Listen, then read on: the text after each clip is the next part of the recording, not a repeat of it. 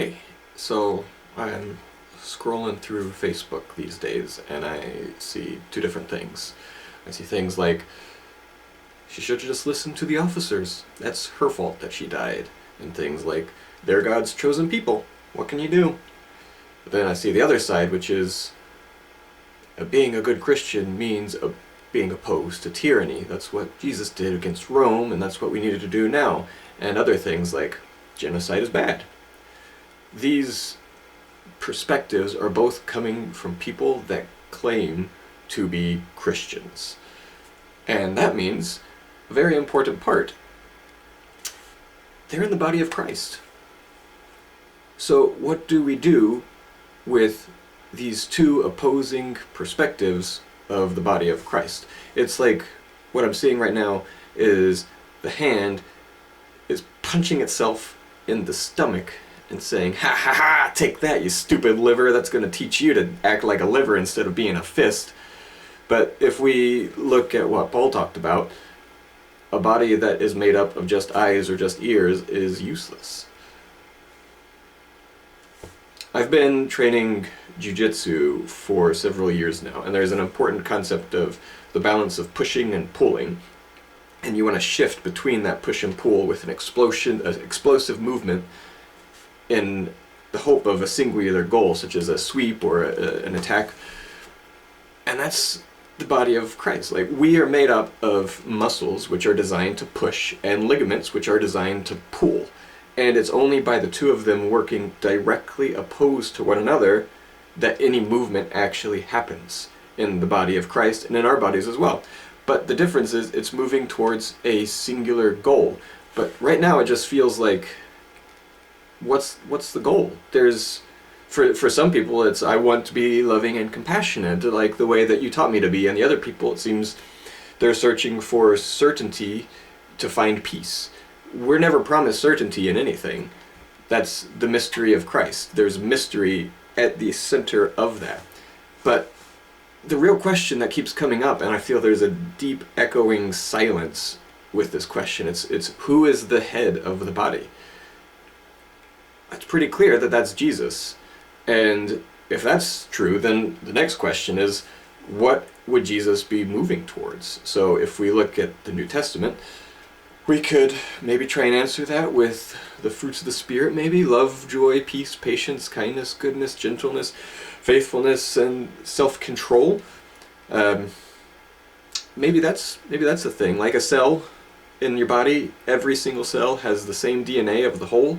And if that's the fruits of the Spirit for us as followers of Christ, maybe that should be the DNA of the whole body, working towards that goal. That love, joy, peace, patience, kindness, goodness, gentleness, faithfulness, and self-control. So, can we work together to find that? If you're a pusher, push with all of your might towards the goal of love, joy, peace, patience, gentleness, kindness, goodness, faithfulness, and self-control. And if you're a puller, then pull with all of your strength toward love, joy, peace, patience, kindness, goodness, gentleness, faithfulness, self-control. Guys, diametrically and directly oppose one another towards that goal of love and joy and peace. Don't act for the advancement of a political party. Don't take on the talking points and pretend that that's the head. Don't defend symbolic actions. We're each made in different parts. We each have a different role, and that's true.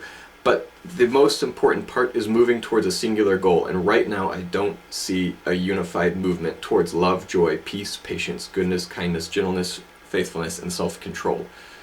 And what did Jesus die for? Like, what was he resurrected for? If you cannot accept the love that covers a multitude of sins and work together towards the goal of the head of the body, then what? It's like people are pushing and pulling against an image bearer of God.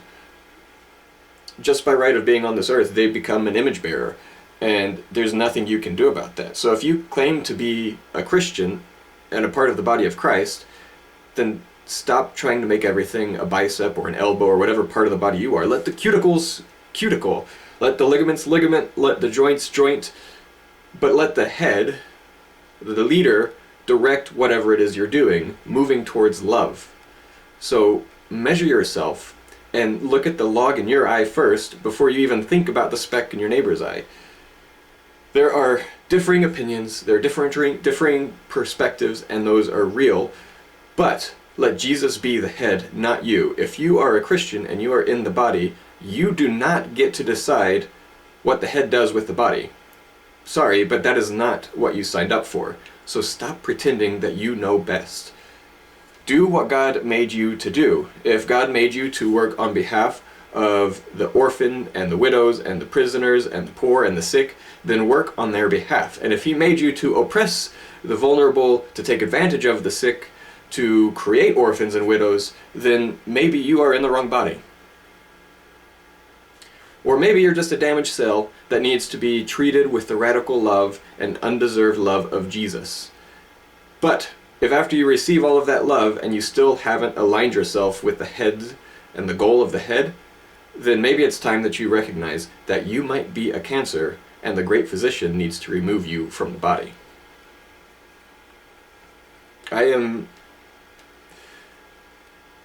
feel so holier than thou right now, and I am so sorry that I am coming across that way, but this has been plaguing me, and I can't be quiet about it anymore. So, there you go.